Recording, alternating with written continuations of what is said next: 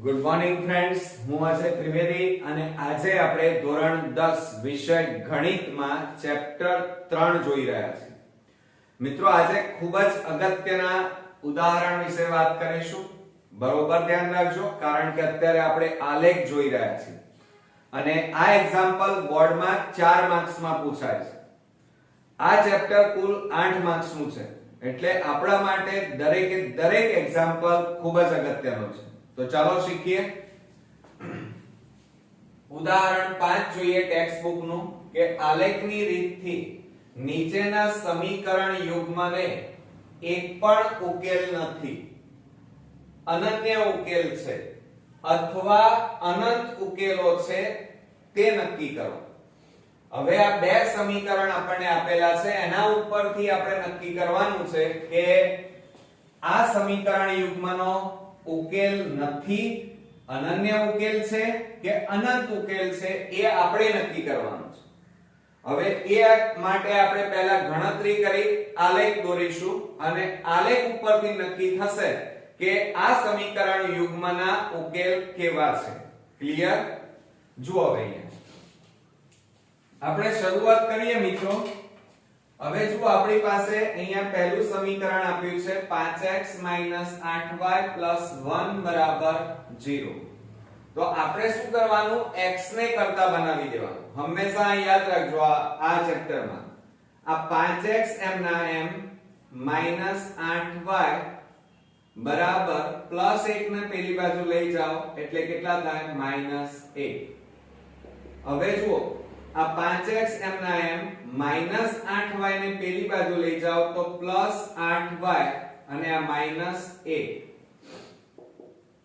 હવે જુઓ, આ x આ 5 ગુણાકારમાં છે, પેલી બાજુ લઈ જાઓ તો ભાગાકારમાં, તો 8y -1 ભાગ્યા 5. ક્લિયર?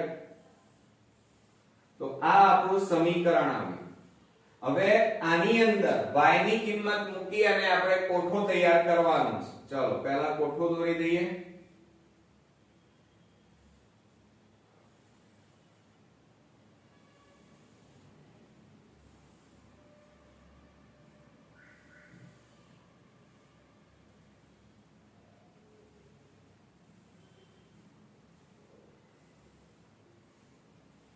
આ x આ y. ચલો હવે આપણે એની અંદર કિંમતો મૂકીશું મિત્રો. હવે જુઓ, y ની જગ્યાએ આપણે કેટલા મૂકીએ?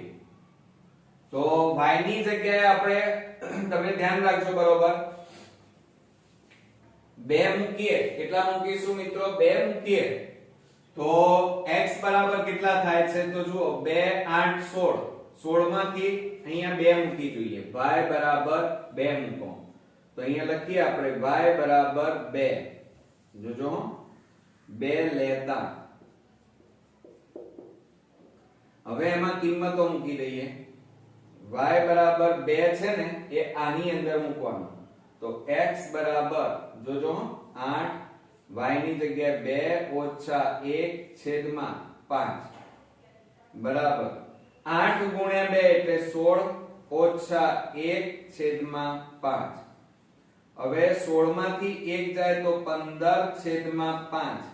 હવે છેદ ઉડાડો. ચલો 5 3 15. તો કેટલા આવ્યા મિત્રો? x ની કિંમત આવી 3. કેટલા આવ્યા? 3 આવ્યા. ક્લિયર? આવડ્યું? હવે આપણે y બરાબર કેટલા લઈએ? તો જો અહીંયા -3 મૂકીએ. ચલો કરી જોઈએ એટલે ખ્યાલ આવે. -3 તો અહીંયા લખીએ આપણે કે y બરાબર y બરાબર આપણે કેટલા લીધા? -3 લેતા. હવે એ કિંમત તમે આ સમીકરણમાં મૂકો. ચાલો તો x બરાબર 8 કૌંસમાં -3, y ની જગ્યાએ -3 મૂક્યા, -1 અને છેદમાં કેટલા છે? 5. હવે આ બે નો ગુણાકાર કરો. 8 તારી 24 એટલે -24 - 1 છેદમાં 5. -24 અને -1 એટલે -25 અને છેદમાં 5. પાંચું પાંચું 25 થાય તો બરાબર કેટલા આવશે? x ની કિંમત આવી -5. કેટલી આવી મિત્રો? x ની કિંમત આવી -5. ક્લિયર? એટલે આ એક ભાગ તમારો પૂરો થયો. હવે આપણે બીજો ભાગ શરૂ કરીએ. પણ આ સમીકરણ તમે જુઓ, મોટાભાગના સ્ટુડન્ટ્સ આવું સમીકરણ જોઈ અને ગભરાઈ જાય છે અને જાતે જાતે સ્વીકારી લે છે કે એક્ઝામ્પલ હાર્ડ છે. મિત્રો હાર્ડ નથી. જો અહીંયા છેદમાં કેટલા છે? 5. અહીંયા 5. અહીંયા છેદમાં કશું નથી એટલે 1 કહેવાય. તો 1 5 અને 5 તો લસા લઈ લેવાનો. કેટલો લેવાનો? 5 લસા લેવાનો. કેટલો લસા લેવાનો? 5. અને આ બરાબર 0 એમ ના એમ. જો અહીંયા છેદમાં કશું નથી એટલે આ 5 ઉપર ગુણાઈ જાય. 5 3 15x થાય. માઈનસ આ 5 5 ઉડી જાય એટલે 24y પ્લસ આ 5 5 ઉડી ગયા એટલે કેટલા વધ્યા? 3. જોજો હો. એટલે 15x - 24y પ્લસ 3 અને બરાબર આ 5 ભાગાકારમાં છે, આ બાજુ જાય તો ગુણાકાર એટલે 0 ગુણ્યા 5 એટલે 0 જવાબ આવે. હવે જુઓ આ ત્રણેયમાં કઈક સામાન્ય નીકળે છે. જુઓ 3 24 અને આ 24y છે. જુઓ આ 3 24 અને 15 માંથી શું સામાન્ય નીકળશે? 3. 3 સામાન્ય કાઢો તો 3 5 15, 3 8 24 અને 3 એકા 3 બરાબર 0. હવે જો આ 3 ગુણાકારમાં છે, આ બાજુ જાય તો ભાગાકાર. 0 ભાગ્યા 3 એટલે જવાબ 0. એટલે અહીંયા કેટલા આવે? 5x - 8y + 1 બરાબર 0/3. આ ગુણાકારમાં હતા, આ બાજુ જાય તો ભાગાકાર. માટે 5x - 8y + 1 બરાબર 0. હવે આ બંને પદને x ને કરતા બનાવો. આ બંનેને પેલી બાજુ લઈ જાઓ તો શું થશે? જુઓ આ 5x આ -8y ને પેલી બાજુ લઈ જાઓ તો +8y +1 ને પેલી બાજુ લઈ જાઓ -1 થાય. હવે આ 5 ને પેલી બાજુ લઈ જાઓ, ગુણાકારમાં છે ભાગાકારમાં જાય તો x બરાબર 8y - 1/5. એટલે x ની કિંમત આપણી પાસે આવી ગઈ છે 8y - 1/5. હવે આપણે શું કરીશું? બરોબર ધ્યાન આપો. હવે આપણે કોઠો બનાવી દઈએ. ચાલો આટલું થઈ જાય.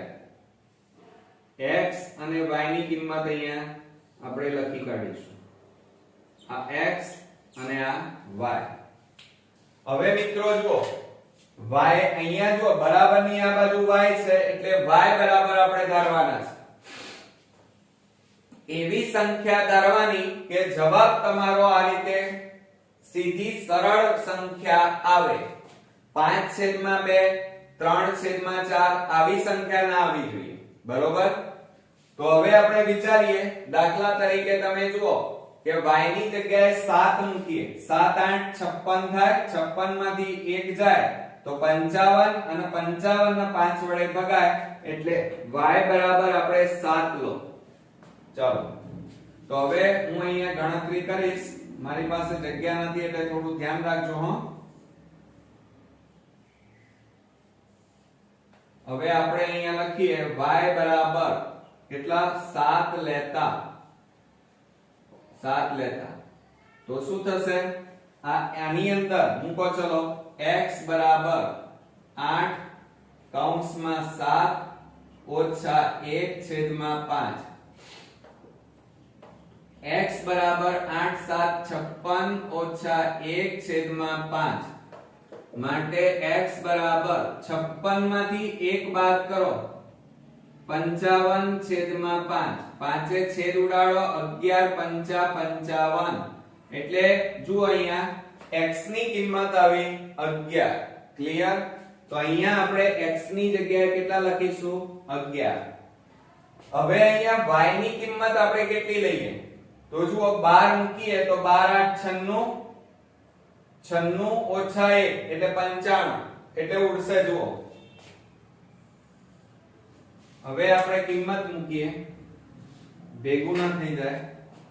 જુઓ હવે y બરાબર 12 લેતા કેટલા લેતા મિત્રો 12 લેતા તો હવે કિંમત મૂકો ચલો x બરાબર 8 y ની જગ્યાએ 12 ઓછા 1 છેદમાં 5 માટે x બરાબર 12 ગુણ્યા 8 એટલે 96 ઓછા 1 છેદમાં 5. 96 માંથી 1 બાદ કરો તો 95 આવે. કેટલા આવે મિત્રો 95 છેદમાં 5. હવે છેદ ઉડાડો 5 19 5 95 એટલે અહીંયા જુઓ તમારો જવાબ કેટલો આવ્યો 19 આવ્યો. એટલે y બરાબર 12 લીધા તો x ની કિંમત કેટલી આવી 19. ક્લિયર થઈ ગયું આટલું? સમજણ પડી આટલામાં? ઓકે. તમે આના સિવાય બીજી કોઈ પણ કિંમત લઈ શકો છે તમને આવડતી હોય, બરોબર? પણ બને ત્યાં સુધી 1/3 3/4 આવી સંખ્યાઓ ન આવે તો વધારે સારું, બરોબર? બીજી વાત કે તમે બીજી સંખ્યાઓ પણ લઈ શકો, પણ માનો અહીંયા 25 આવે 20 આવે 27 એટલે 15 કરતા બને ત્યાં સુધી મોટી સંખ્યા ના આવે એવી સંખ્યાઓ તમારે લેવાની. ક્લિયર? ચાલો આપણે શરૂઆત કરીએ મિત્રો આલેખની. આ રીતે આલેખ દોરીશું. પણ જો અહીંયા મોટામાં મોટી સંખ્યા કઈ છે 19. હવે આલેખ પત્રમાં 19 ના માય તો આપણે શું કરવાનું? એને મવડાવવા માટે 2 4 6 8 બે ની ગેપ છોડવાની. ઉપર નીચે અહીંયા જમણી ડાબી બાજુએ બે ના માપ લેવાના. 2 4 6 8 10 12 એ રીતે. આ જે તમારું છે એ x અક્ષ છે. શું છે મિત્રો? x અક્ષ. આ તમારો x ડેશ અક્ષ છે અને આ y અને આ તમારો y ડેશ અક્ષ કહેવાય. ક્લિયર? આટલો આલેખ તમે દોર્યા પછી હવે એના ઉપર આપણે બિંદુ નિરૂપણ કરીએ. ચલો પહેલામાં શું છે? x એટલે 3. ચલો 3 ક્યાં છે શોધી કાઢો. ચલો તમે કહેશો સર અહીં તો ક્યાંય છે નહીં. 6 મિત્રો પણ આપણે દર્શાવ્યા નથી. જુઓ x અક્ષ ઉપર 2 અને 4 ની વચ્ચે 3 આવે.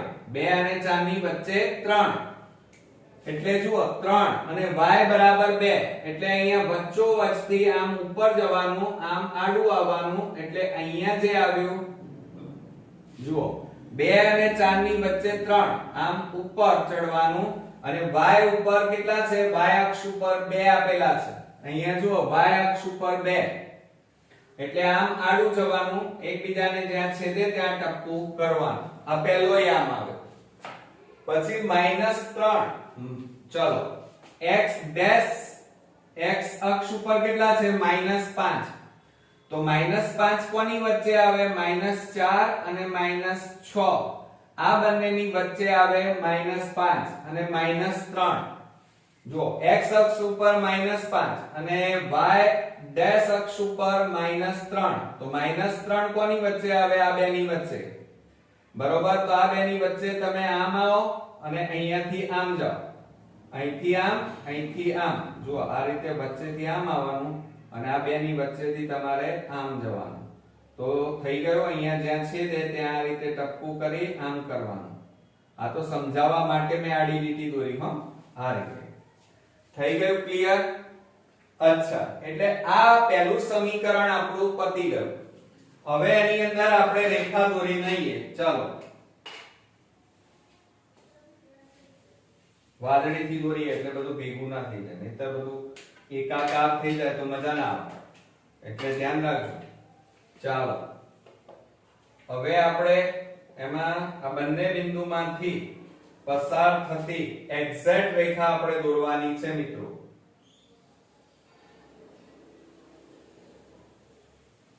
ચાલો દોરાઈ ગઈ. જુઓ આ રીતે આપણે કયું સમીકરણની આ રેખા દોરી મિત્રો? તો અહીંયા પહેલું સમીકરણ આપણું આ છે. જુઓ 5x તો અહીંયા લખીએ 5x minus 8y plus 1 બરાબર 0.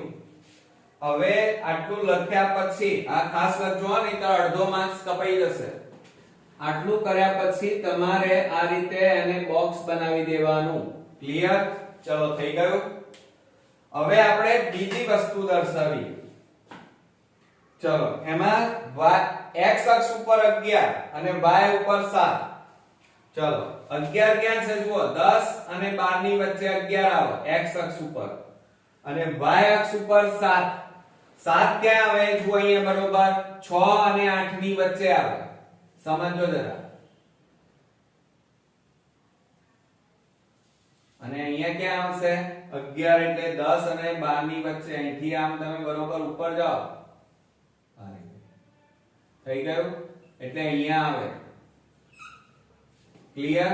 એટલે આ ભૂસી નાખવાનું. તમારે તો આલેખમાં આ રીતે લીટીઓ આપેલી હોય એટલે ફટ દઈને તમે દર્શાવી શકો. એટલે જુઓ આ બિંદુ આ જ આલેખ ઉપર આવ્યું. ચાલો પછી x એટલે 19 અને y એટલે 12. x એટલે 19. 19 ક્યાં આવે બોલો ચાલો.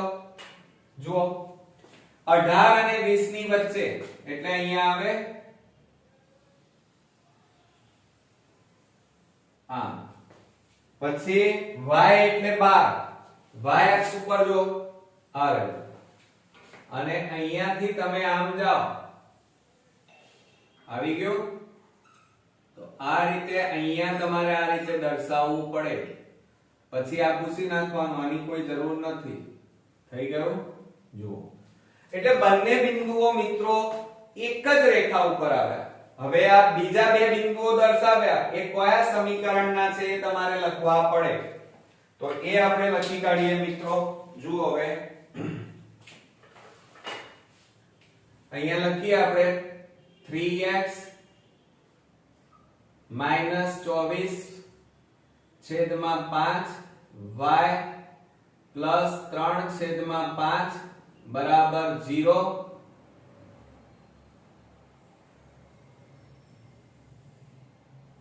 થઈ ગયું? એટલે જુઓ બંને સમીકરણોના યામ એક જ રેખા ઉપર આવે છે. બંને રેખાઓ એક જ છે એટલે કેવી કહેવાય મિત્રો? સંપાતી કહેવાય. તો અહીંયા આન્સર કરીને આપણે લખીએ. જોજો હવે તમને આલેખ ઉપરથી એટલી ખબર પડી કે બંને રેખાઓ એક જ છે, એક જ રેખા છે. એટલે બંને રેખાઓ કેવી કહેવાય? એકબીજા ઉપર આચ્છાદિત થયેલી છે. એટલે બંને રેખાઓ સંપાતી છે. અને સંપાતી રેખાઓ હોય તો એ સમીકરણ યુગ્મનો ઉકેલ કેવો હોય? સંપાતી રેખાઓના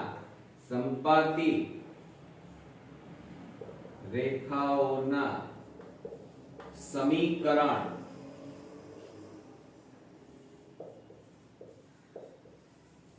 યુગ્મનો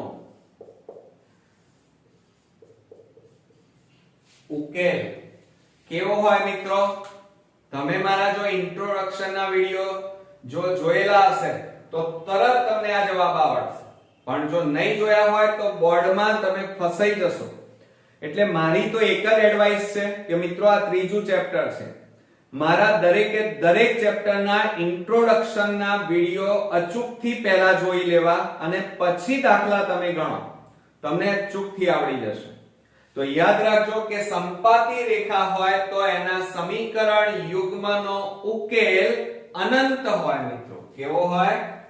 ઉકેલ અનંત હોય. તો આ યાદ રાખજો. તો આપણો સાચો જવાબ કયો આવશે મિત્રો? અહીંયા એક પણ ઉકેલ નથી, અનન્ય ઉકેલ છે અથવા અનંત ઉકેલ છે. તો સાચો જવાબ કયો આવે મિત્રો? બોલો ચાલો. અનંત ઉકેલ છે. ઓકે, ક્લિયર થઈ ગયો? પણ અહીંયા મિત્રો પાછું તમારે થોડીક અહીંયા બીજી વાત ધ્યાન રાખો કે આ બધું લખવાનું ભૂલવાનું નહીં બોર્ડમાં. નહીતર ઘણા સ્ટુડન્ટ્સ કશું લખતા જ નથી તો માર્ક્સ કપાઈ જાય પછી કે ભઈ માર્ક્સ ના આવે. x અક્ષ, x ડેશ અક્ષ y ડેશ અહીંયા અક્ષ લખવાનું, કંજુસાઈ નહીં કરવાની, અને અહીંયા y અક્ષ કહેવાય. ઓકે, આ રીતે જો તમે લખાણ લખેલું હોય, આગળ માટે લખવાનું ભૂલવાનું નહીં. પદના નીચે પદ, માટેના નીચે માટે, પદ્ધતિસર સારું સચોટ લખાણ લખેલું હોય તો મિત્રો બોર્ડમાં તમે 80 માંથી 80 ગુણ મેળવી શકશો. તો નેક્સ્ટ વિડિયોમાં આવા બીજા આ ચેપ્ટરના અગત્યના ઉદાહરણ સાથે ફરી મળીએ. ત્યાં સુધી ગુડ નાઇટ મિત્રો.